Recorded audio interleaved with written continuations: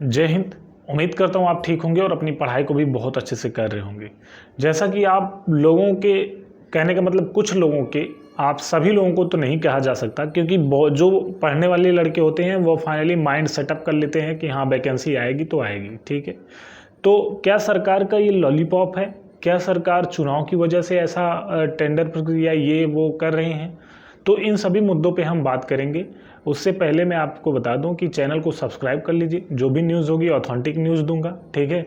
बाकी आप थोड़ा सा सपोर्ट करिए और चलिए अब हम मुद्दों के ऊपर बात करते हैं कि ये बातें क्या है।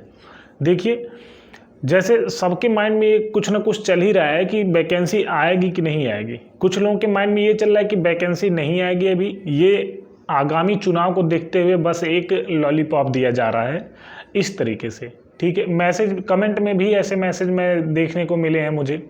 तो मैं आपको बताऊं, ये जो माइंड सेटअप है ये किसका किसका है। कुछ कैंडिडेट्स हैं, कुछ ऐसे हैं जो हमारे और आपके घर के ही जो थोड़े से बुजुर्ग जिन्हें हम कह सकते हैं, पूर्ण रूप से नहीं, जो 30 जो कहते हैं ना 30 से 45 के बीच में जिनकी जो थी उनका।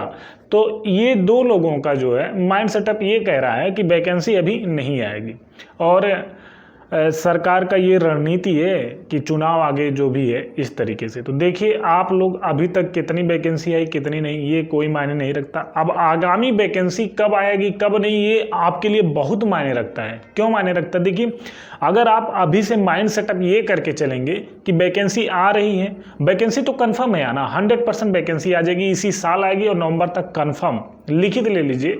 आप चैनल को सब्सक्राइब कर लीजिए और आप देख लीजिए, अगर इस साल वैकेंसी नहीं आएगी तो एक दिन गलत कमेंट करके अनसब्सक्राइब कर दीजिएगा, ठीक है। ये मेरा चैलेंज है, इसी साल वैकेंसी आएगी। और दूसरी बात सुनिए ध्यान से, क्या मैं बता रहा हूँ।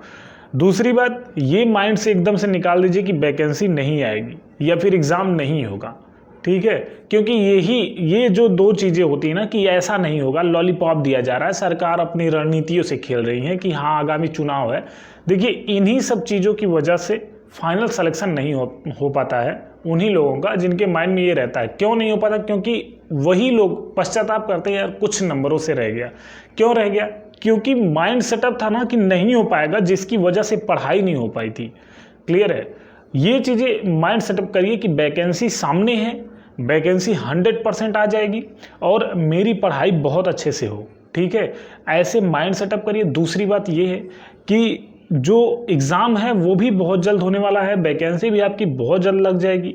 उम्मीद है कि आपको मैं बताया था कि इस दीपावली तक बहुत ही अच्छी खबर निकल के आने वाली है आप लोगों के लिए जो यूपी पुलिस कांस्टेबल की तैयारी करते हैं, ठीक है। कुछ लोग कमेंट भी हो सकता है करें बकवास, कोई बात नहीं यार, आपके लिए बकवास, लेकिन कुछ लोगों के लिए ये हो सकता है कि कुछ अच्छा ही हो, ठीक है।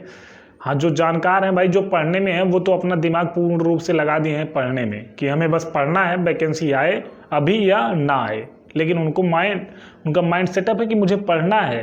क्यों पढ़ना है? क्योंकि वैकेंसी तो आनी तय है, अधियाचना हो चुका, टेंडर प्रक्रिया हो चुकी, तो वैकेंसी क्यों नहीं आएगी भाई?